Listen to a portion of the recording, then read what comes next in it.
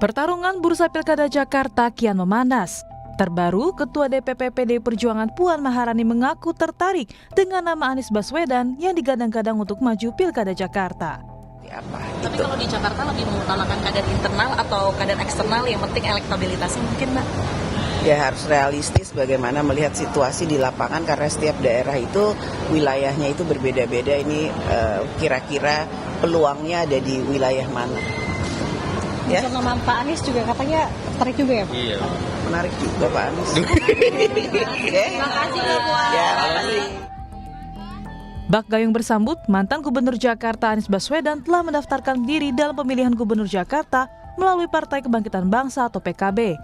Hal ini disampaikan langsung oleh Wakil Ketua Umum PKB, Jazilul Fawait, usai melakukan uji kelayakan pada Bobi Nasution. Kan Pak Anies masih elektoralnya masih tinggi kan? Iya. Ya nanti ikuti apa yang menjadi arah di Pilkada. Daftar UKK tapi Pak Pak Anies daftar UKK?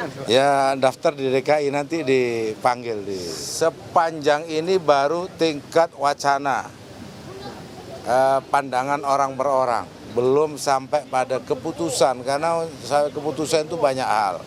Selain dari elektoral, visi, komitmen, termasuk jaminan untuk menang, gitu. Jadi ya Pak Anies masuk di situlah kalau nyalon ya tentu harus mengikuti mekanisme yang diatur oleh partai.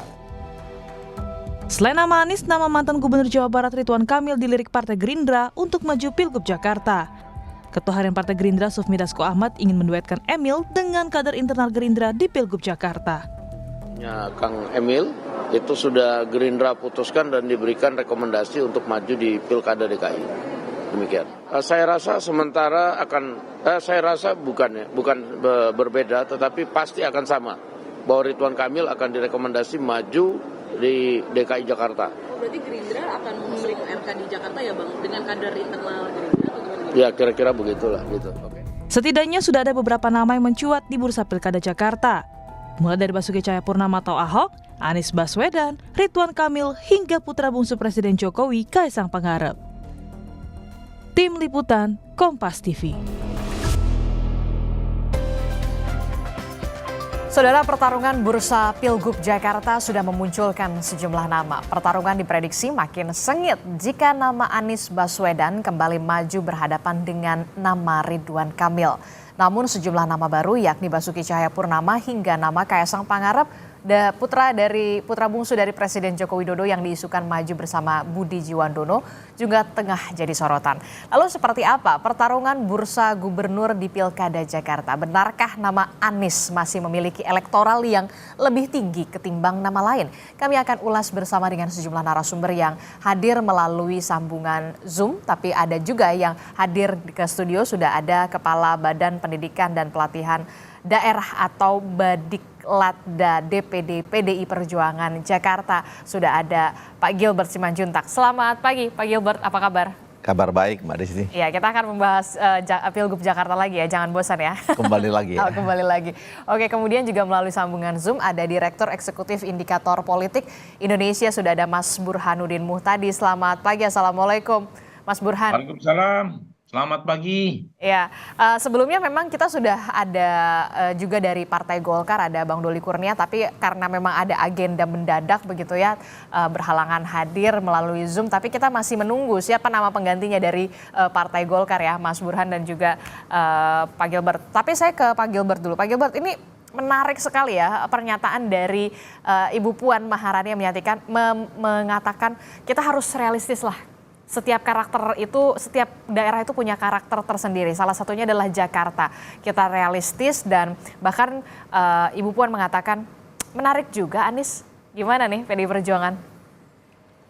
Tentu ini menjadi pertimbangan ya. Karena dengan banyaknya nama yang beredar dan kemudian Jakarta ini masih menjadi pertarungan yang cukup menarik untuk dimenangkan. Dan kita melihat beberapa nama alternatif. Tentu itu belum keputusan apa yang disampaikan oleh Bu Puan, tetapi statement dari DPP yang patut mendapat perhatian karena pada akhirnya nanti akan mendatangi dari Ketua Umum. Keputusan tetap dari Ketua Ibu Umum, Mega. ya Ibu Mega. Jadi apa yang disampaikan oleh Bu Puan itu sesuatu yang patut disimak, tetapi keputusan akhir nanti sesudah disampaikan dengan resmi. Walaupun demikian bukan cuma nama Pak Anies yang kemudian beredar, sebenarnya banyak sekali bahwa kemudian wartawan menanyakan nama Pak Anies tentu dijawab demikian oleh Bu Puan, bahwa kemudian hanya nama Pak Anies yang dimajukan, saya kira tidak. Tapi kata kuncinya itu dari Ibu Puan, realistis saja.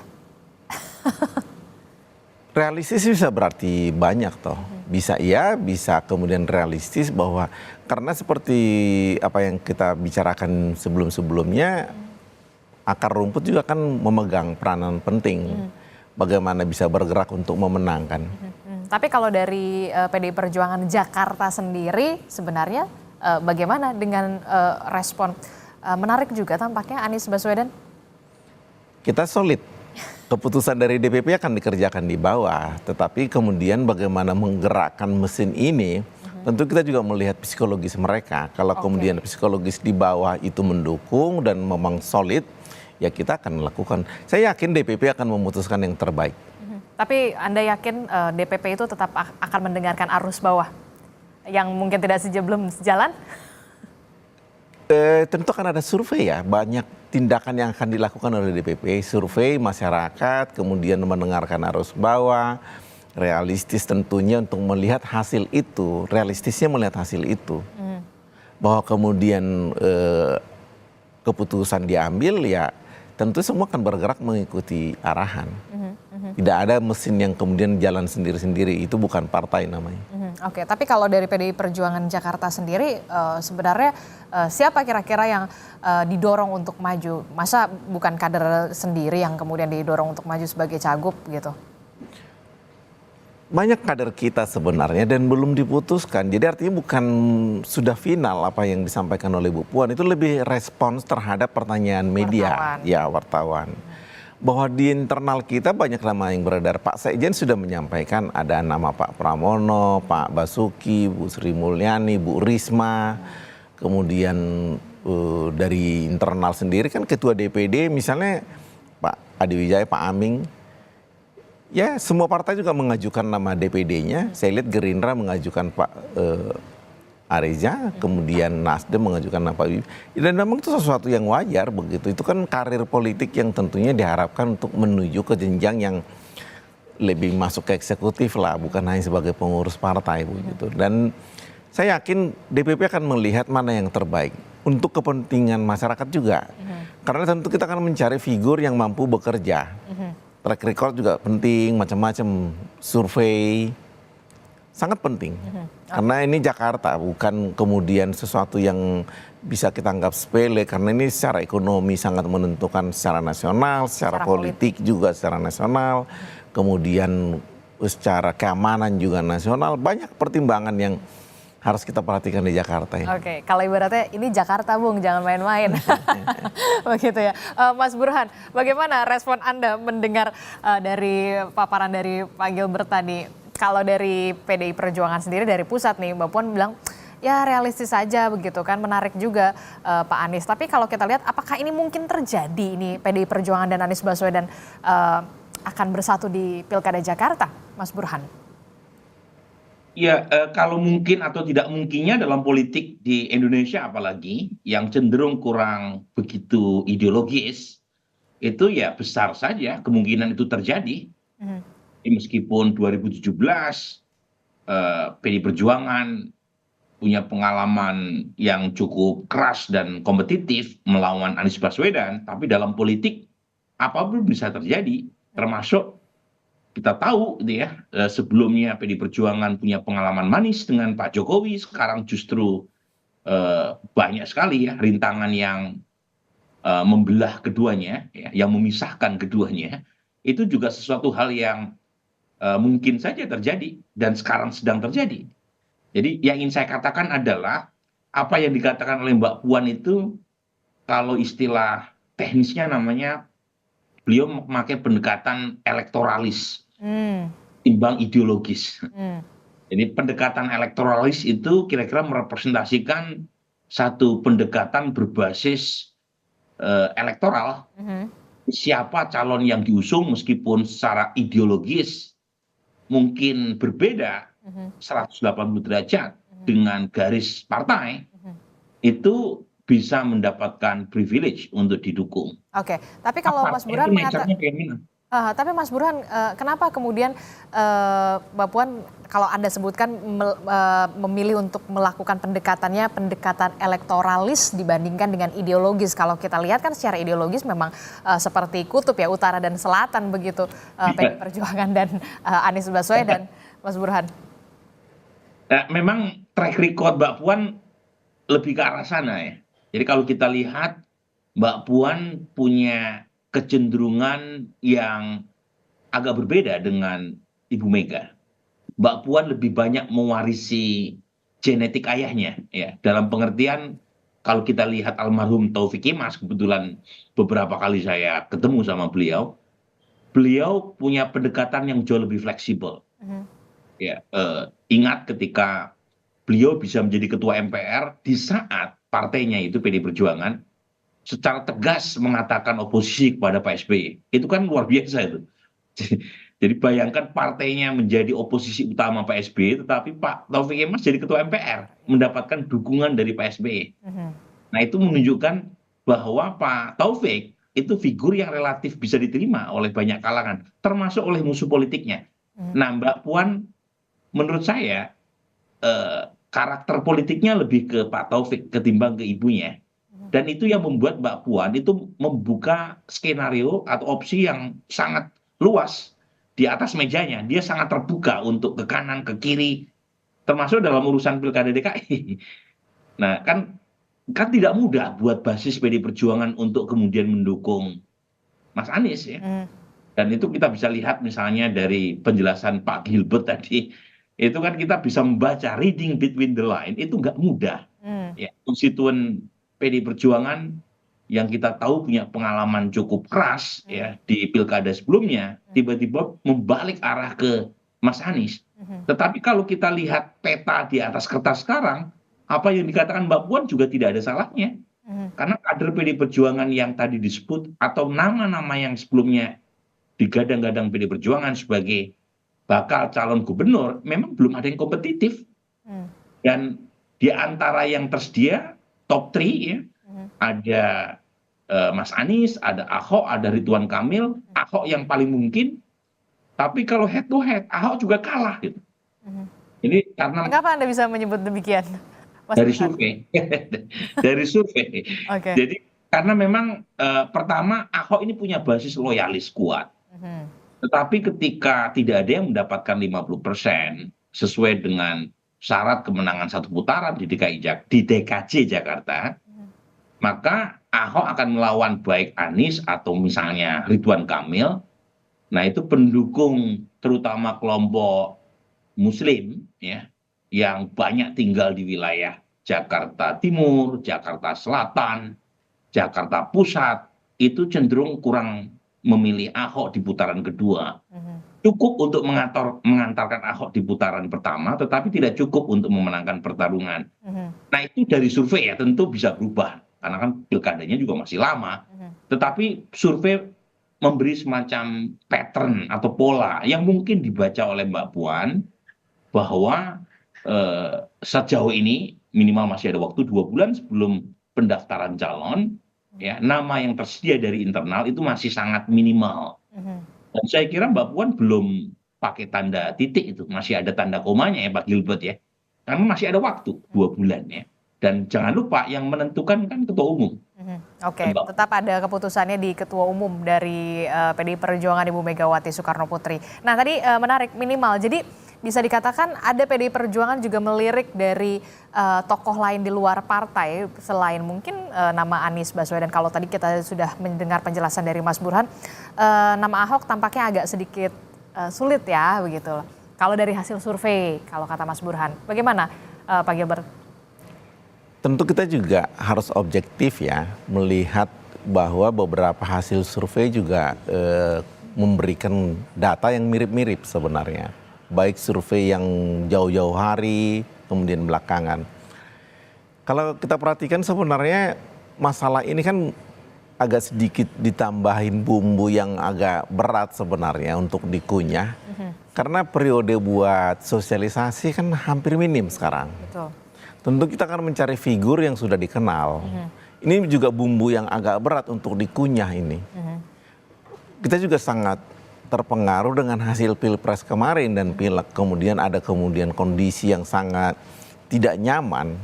Lalu dilanjutkan dengan gugatan di Mahkamah Konstitusi dan kemudian periode pendaftaran yang cukup panjang. Tentu ini menjadi pertimbangan untuk mencari figur yang tidak terlalu susah lagi untuk dijual. Tetapi siapa itu kan agak, itu saya kira urusan DPP ya, karena dari rapat kerja nasional kemarin itu sudah diputuskan bahwa DPP yang akan memutuskan juga. Begitu. Nah dari rapat kemarin yang memang sudah dilakukan oleh DPP, kan sebelumnya memang kalau tidak salah Pak Hasto mengatakan ada 8 nama ya memang sudah dikantongi. Nah kalau sekarang ini sudah mendekati bulan Agustus begitu untuk pendaftaran, sudah mengerucutkah kemudian nama-namanya? Kalau memang nama Anies Baswedan bahkan sudah terucap dari mulutnya Mbak Puan. Saya yakin nama itu sudah diurutkan, tetapi dalam urutan ini kita juga melihat data-data objektif untuk mendukung bagaimana hasil survei, bagaimana pendapat dari teman-teman pengurus di bawah, pendapat masyarakat, dan kita juga tidak lupa bahwa ada memang pendukung yang notabene yang die hard untuk PDI Perjuangan. Kita juga memperhatikan itu, jadi memutuskan siapa calonnya tentu bukan hal yang mudah buat pimpinan. Karena harus melihat psikologis dari die hard, kemudian kemungkinan menang, kemudian masa sosialisasi atau masa kampanye yang boleh dikatakan hampir tidak bunyi lah. Lebih calonnya sendiri memang yang harus sudah bunyi. Jadi ini persoalan. Apakah kemudian nama-nama yang dimunculkan ini sudah pasti akan menang? Tidak juga. Masyarakat susah ditebak. Apalagi masyarakat Jakarta yang bisa dikatakan realistis. Tapi kan kita sudah melihat juga Anies memang menjadi salah satu nama yang cukup kuat sekali begitu ya. Santer sekali disebut-sebut. Apalagi kalau lawan sengitnya adalah nama RK, Pak Gilbert. Survei sebelumnya jauh di bawahnya Pak Ridwan. Pak Ridwan jauh di atas. Itu lagi incumbent. Itu survei saya sebutkan aja, survei CSIS. Jauh sekali di bawah Bu Risma dan Pak Ridwan yang di atas. Kemudian itu survei kalau nggak salah 2023 atau apa begitu. Survei sekarang dari Pak Burhanuddin mungkin saya nggak tahu bagaimana hasil yang terbaru. Tetapi itu lagi incumbent. Jadi artinya tidak ada jaminan bahwa siapapun yang dimajukan akan layak, akan pasti menang. Saya kira banyak pertimbangan lah. Kita bisa membaca itu dari kondisi Jakarta sekarang. Apa sih pertimbangannya Pak Gilbert? Ya satu tentu ya diterima oleh masyarakat yang berbuah dengan tidak ada gejolak di internal dan kemudian menang. Itu sesuatu parameter yang mesti kita lihat akan dipertimbangkan. Karena kita juga menjaga keutuhan partai, kita juga melihat kemungkinan menang. Banyak sekali pertimbangan yang harus kita lihat di dalam memutuskan siapa yang kemudian diusung. Akseptabilitas. Akseptabilitas, kemudian juga internal juga mesti kita lihat bahwa kita harus berjalan solid. Tapi nggak khawatir Kak, kemudian Gerindra sama Golkar saja sudah mantap betul one step mengatakan ada nama Ridwan Kamil. PDI Perjuangan sendiri tampaknya banyak pertimbangan dan berhati-hati untuk Jakarta ini. Tidak seperti itu mungkin. Mereka justru melihat mungkin PDI Perjuangan mereka mendengar sudah jauh lebih bergerak, mereka muncul. Jadi ini banyak hal yang mungkin juga kita perlu lihat. Saya tidak yakin hanya dengan pernyataan mereka kemudian mereka sudah selangkah di depan, saya tidak yakin. Oke, saya ke Mas Burhan. Mas Burhan ini kan kalau kita lihat ya, pas sekali nama gambar Ridwan Kamil. Ridwan Kamil ini kemudian juga disebut oleh Partai Gerindra. Kan kita tahu Ridwan Kamil ini kadernya dari Partai Golkar. Bahkan Golkar sendiri sudah ada 2 rekomendasi untuk RK, Jakarta dan juga Jawa Barat. Apa yang menjadi pertimbangan nama Ridwan Kamil ini bisa diperhitungkan di Jakarta bahkan dari 2 partai, Golkar dan Gerindra? Ada beberapa pertimbangan. Yang pertama adalah siapapun elit partai, mereka cenderung mengikuti nature atau fitrahnya partai politik, yaitu ingin meraih kemenangan. Tidak ada partai politik yang maju untuk kalah. Nah, di antara cara untuk menentukan siapa yang punya potensi menang, Nah, data survei membantu buat elit partai dalam melihat, mempertimbangkan nama-nama tersebut. Makanya muncul nama Anies, meskipun tidak jaminan, karena persis yang disampaikan Pak Gilbert, Pak Anies meskipun unggul di survei tidak dominan. Ya. Tetapi RK itu juga punya potensi untuk menang, dan saya kira itu yang menjelaskan mengapa Gerindra itu meminang RK meskipun RK bukan kader Gerindra. Gitu. Nah, yang kedua, setelah dipetakan siapa calon-calon yang punya potensi untuk menang, dan tentu Gerindra sudah menguji banyak nama dari internal mereka, termasuk Budi Satrio-Djiwandono, Rahayu Saraswati, dan banyak sekali kader. Tetapi lagi-lagi mereka mengacu pada pilihan ada yang tersedia, yang punya potensi menang. Dan sepertinya RK dari pilihan yang sedikit itu punya potensi itu. Nah, yang kedua nih. Karena pertarungan pilpres sepertinya berlanjut di jilid kedua, terutama di beberapa pilkada yang sangat strategis, sepertinya pengkubuan berbasis pilpres itu berlanjut. Karena kalau kita mengacu hanya pada pola yang pertama, seharusnya kan bukan hanya RK yang punya potensi menang. Anies juga punya potensi menang. Tapi mengapa mereka tidak mendukung Anies? Ya karena tadi pembelahan pilpres belum selesai di November 2024. Artinya faksionalisasi berdasarkan pilihan pilpres itu juga mempengaruhi pola koalisi di pilkada Jakarta. Saya tidak ingin mengeneralisir semua pilkada seperti itu, tetapi di beberapa pilkada strategis sepertinya ada usaha untuk, tanda kutip ya, mengulang kembali faksionalisasi itu. Dan itu pula yang menjelaskan misalnya mengapa gitu ya Anies Baswedan itu dimention oleh Mbak Puan. Padahal kita tahu secara ideologis basis Anies dengan basis PD Perjuangan sangat bertolak belakang. Betul. Karena Anies berada di luar radar koalisi yang sekarang maupun yang akan datang, Pak Prabowo Gibran. Nah, itu yang mungkin menjelaskan faksionalisasi terkait dengan residu pilpres. Masih ada residu-residu pilpres yang masih terasa dan sepertinya masih berlanjut di pilkada-pilkada wilayah yang strategis, khususnya di wilayah Jakarta mungkin. Benarkah demikian Pak Gilbert? Jangan dijawab dulu, tetaplah bersama kami usai jeda di Sapa Indonesia Pagi. Terima kasih Anda masih bersama kami, Saudara. Di Sapa Indonesia Pagi masih membahas soal bagaimana nama-nama yang kemudian saat ini tengah mencuat di permukaan dan juga di media dibahas, khususnya di Pilgub Jakarta yang kita tahu dari segi politik, ekonomi juga masih menarik sekali nih Jakarta. Masih membahasnya bersama Pak Gilbert dari PD Perjuangan, ada juga Mas Burhanuddin Muhtadi dari via Zoom begitu ya. Saya ke Pak Gilbert dulu.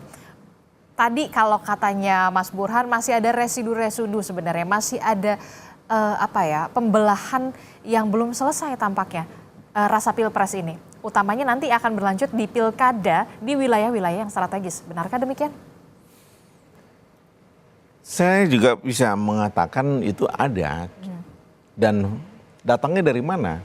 Saya kira kalau dari segi partai politik PDI Perjuangan, saya tidak merasakan itu dominan di PDI Perjuangan. Bahwa kita dalam posisi sekarang ini lebih ke arah mau konsolidasi ke dalam. Bahwa ada kemudian beberapa partai yang terlalu agresif. Kita bisa mengatakan itu ada yang membuat kita juga kemudian harus bersikap. Siapa yang agresif di ya kita nggak usah sebutkan lah ya. Cuma residu itu lebih dominan di Jakarta. Tetapi bukan murni dari PDI Perjuangan sebenarnya residu itu enggak.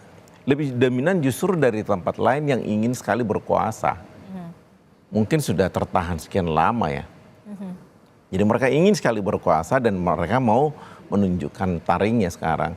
Kita lebih ke arah bagaimana membangun sebenarnya. Makanya figur-figur yang muncul awal untuk kemudian DKI atau sekarang DKJ adalah figur-figur yang ketangkap akan membuat lebih baik. Dan kita pun memunculkan nama yang akan membuat Jakarta lebih baik. Bahwa kemudian harus ada pertimbangan yang kemudian melebar karena residu ini, saya kira itu ada, kita akui. Dan residu ini lebih terasa di Jakarta dibandingkan daerah lain. Daerah lain ada tetapi masih lebih rendah kadarnya.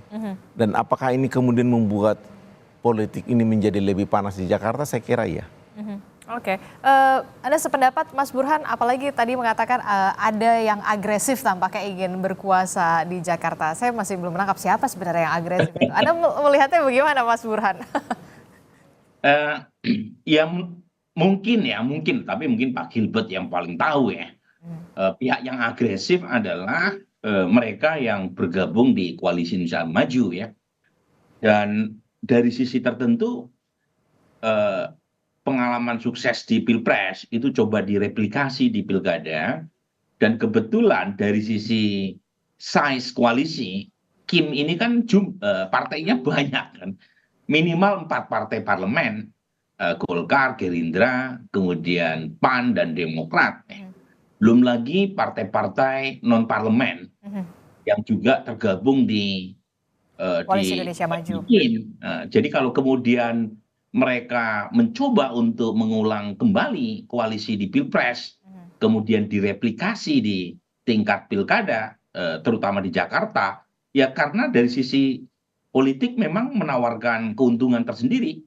Kan lain misalnya dengan partai-partai pendukung 01, beberapa partai pendukung 01 bahkan mulai melirik mata untuk masuk ke dalam pemerintahan Pak Prabowo Gibran.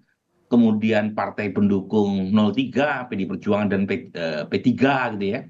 P3 sendiri kemungkinan besar tidak lolos PT. Jadi lagi-lagi kalau kemudian ada pihak tertentu yang mencoba mengulang kembali pengalaman sukses di Pilpres, itu karena secara elektoral ada insentifnya yang mereka tuju. Tapi lagi-lagi ya, kalau kita mengacu pada pengalaman sebelumnya, jadi historical data itu menunjukkan pengalaman Pilpres di tingkat nasional itu tidak linier dengan pola koalisi di tingkat pilkada. Dan itu yang menjelaskan PD Perjuangan pun itu bisa bekerja sama dengan PKS.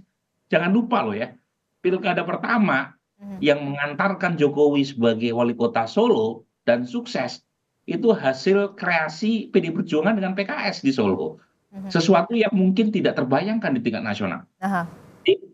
Pola di tingkat pilkada umumnya beda, tetapi saya membenarkan apa yang disampaikan Pak Gilbert, ya di beberapa wilayah tertentu di tingkat nasional, mungkin coba ditarik ya garis lurus yang mempertemukan Pilpres dengan pilkada, tetapi lebih karena faktor politik tadi.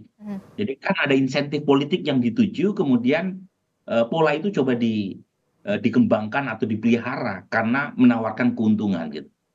Oke, karena menawarkan keuntungan dan ada insentif elektoral yang kemudian diharapkan pastinya ya dari partai politik begitu ya. Mas Gilbert gimana? Anda melihat nama Pramono Anung juga belakangan juga muncul deh. Kalau dari PDI Perjuangan Jakarta sendiri gimana? Figur Pak Pramono kan figur yang sudah sangat senior, sangat memahami persoalan, pernah macam-macam lah dari mulai DPR, Sekjen, Wakil Ketua MPR, segala macam. Jadi beliau adalah figur yang sangat layak. Bahwa nama itu muncul kan tentu hasil dari masukan dari akar rumput juga, melihat kader-kader dari internal. Dari internal tentu sudah melihat siapa saja kader yang akan dimajukan, dan nama beliau ini kan ya sangat layak ya. Dan siapa yang kemudian dimajukan menjadi calon pasti kita tunggu keputusan DPP. Tetapi dari nama-nama yang dimajukan itu tentu akan ada nanti yang urutan pertama dan diobjektifikasi melalui survei, melalui semacam ya mendengar pendapat dari para tokoh masyarakat dan sebagainya. Kita masih tentu saja masih menunggu begitu ya, walaupun memang tinggal beberapa bulan lagi gitu. Ada beberapa nama dari kader Partai Demokrasi Indonesia Perjuangan sendiri memang mencuat begitu. Ada nama Tri Risma hari ini, kemudian Mas Pram begitu, bahkan Ahok. Mas Pram kalau soal kemampuan ya kita tidak ragu lah. Dan itu juga menjadi salah satu yang dipertimbangkan dan menjadi bahasan juga. Sangat. Tentu, karena pernah menteri sekretaris kabinet 2 periode, bukan main itu. Tapi nggak jadi turun kelas gitu kalau misalkan itu ke Jakarta? DKI kan bukan naik kelas malah. bukan sekelas menteri lagi. Itu kan sedikit di bawah pusat begitu. Jadi menarik sebenarnya DKI itu. Kalau Mas Burhan melihatnya gimana? Betul tuh. nama Mas Pramono Anung ini, Mas Pram? Jadi Jakarta itu kalau istilah politisi itu RI 3. Jadi, jadi sebenarnya sangat prestisius secara politik dan satu jenjang berikutnya menuju pertarungan pilpres itu. Kalau misalnya berhasil memenangkan kompetisi elektoral di Pilkada Jakarta. Jadi derajatnya itu tidak sama dengan pilkada lain ya, tanpa mengurangi rasa hormat ya, kepada wilayah-wilayah lain. Tetapi politically speaking memang Jakarta sangat bergengsi ya dan seksi. Nah, kalau ditanya soal Mas Pram, saya kira siapapun tidak akan membantah bahwa beliau punya kapabilitas, punya kompetensi, punya pengalaman, ya, punya jam terbang yang sangat tinggi, yang layak untuk diorbitkan. Diorbitkan sebagai cagup atau cawagup? Ya cagup dong. Cuma lagi-lagi nih ya, yang punya tanda kutip hak pilih dan sekaligus keistimewaan untuk menentukan siapa yang menang dalam pilkada itu kan rakyat. Dan rakyat itu kan datang dari berbagai macam kelompok, termasuk kelas menengah bawah. Dan pada titik tertentu ya rakyat punya logika yang seringkali berbeda dengan logika intelektual ya. Jadi logika elektoral itu tidak selalu match dengan logika intelektual. Dan itu yang menjelaskan misalnya mengapa petisi yang ditandatangani oleh banyak sekali guru besar dan akademisi berkaitan dengan electoral irregularities ya di Pilpres kemarin itu nggak nyambung di kelas menengah bawah. Karena memang logika elektoral tidak serta-merta nyambung dengan logika intelektual tadi. Dan itu yang mungkin menjelaskan nama-nama yang cukup besar, orang seperti Sri Mulyani, orang seperti Basuki Hadimulyono, itu survei di Jakarta masih kecil elektabilitasnya. Padahal kita tahu betul kapasitas, kredibilitas, integritas keduanya. Tetapi ya nggak mudah memang menjadi politisi. Jadi kita harus apresiasi tuh orang seperti Pak Gilbert, orang seperti politisi lain yang mau bertarung di bawah. Karena memang banyak sekali kan intelektual yang ada di Menara Gading dan ketika turun ke bawah tidak serta-merta rakyat mau memilihnya. Nah itu tantangan. Ya. Tantangan yang menurut saya harus diatasi karena mereka ingin mendapatkan mandat rakyat dan tidak ada cara lain kecuali mendapatkan mandat rakyat dengan mendapatkan dukungan dari mereka. Oke, terakhir Mas Burhan, karena tadi Anda sebutkan logika elektoral ini memang bisa dikatakan agak lain lah ya kalau misalkan ini. Nah, agak lain gitu kan. Nah, Anda melihat beberapa bulan ke depan ya memang tinggal beberapa bulan ya gitu ya kan. Selain nama RK, Anies, akankah ada nama lain yang kemudian nanti tiba-tiba muncul dan juga mencuat? Ataukah memang ya dua nama ini, Anies dan RK memang sudah menguat sampai nanti di akhir? Ya kebetulan saya bergerak di penelitian opini publik itu kan sejak lama ya, sejak tahun 99. Jadi kita punya historical data, ribuan survei, dataset jutaan. Dan dari data yang kita punya, secara umum sangat sulit ya memunculkan nama baru ketika pilkada atau pentas elektoral tinggal beberapa bulan lagi. Itu pola umumnya. Tetapi bukan berarti tidak ada outliernya. Ada, gitu. Ada anomalinya. Muncul nama yang cepat sekali bergerak. Kalau nama tersebut mendapatkan momentum. Nah, momentum itu bisa by design, bisa by accident.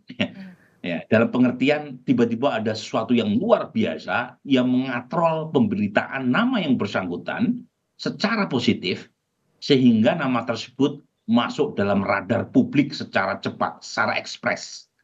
Ada, ya.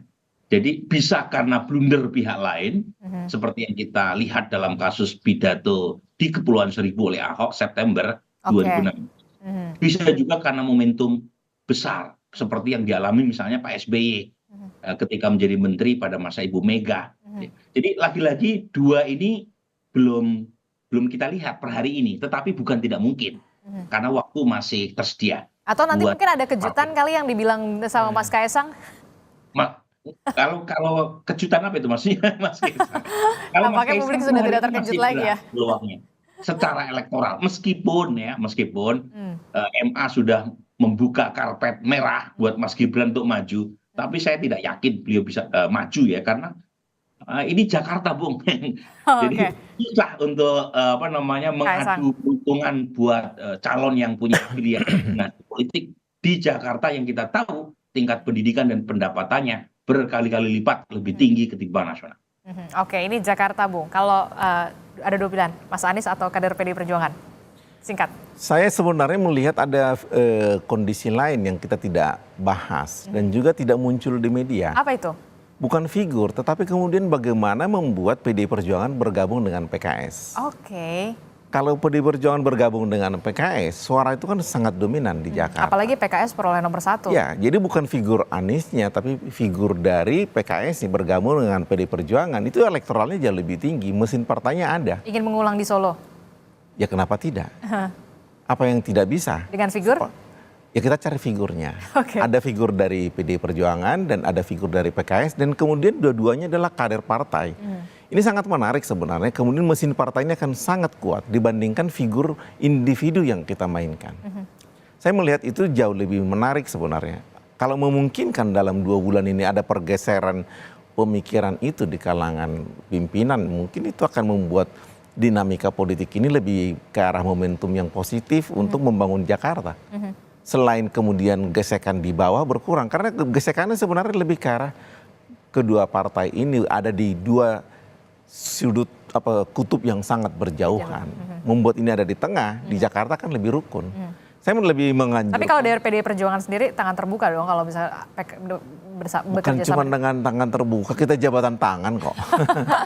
Oke. Kita jabatan tangan. Jadi nggak ada yang masalah di situ. Sepanjang buat rakyat apa sih? Oke. Sinyalnya Mas Burhan, Anda melihat ini akan terjadi di Jakarta, PDI Perjuangan dan PKS? Dari sisi posisi politik memungkinkan, karena kedua partai ini dalam Pilpres di luar dari koalisi 02, ya. Dan yang kedua adalah kedua partai ini punya potensi sebagai kekuatan oposisi utama Prabowo Gibran. Jangan lupa pilkada tahun ini itu dilakukan pada masa pemerintahan Pak Prabowo Gibran, ya. Dan yang ketiga, mereka juga punya semangat yang sama untuk mengalahkan calon yang diusung oleh rezim, kan gitu. Justru menjadi kuat ya ketika dua partai ini bersatu. Anda melihatnya gitu, Pak? Dan saat yang sama juga mesin partai keduanya proven ya, terbukti.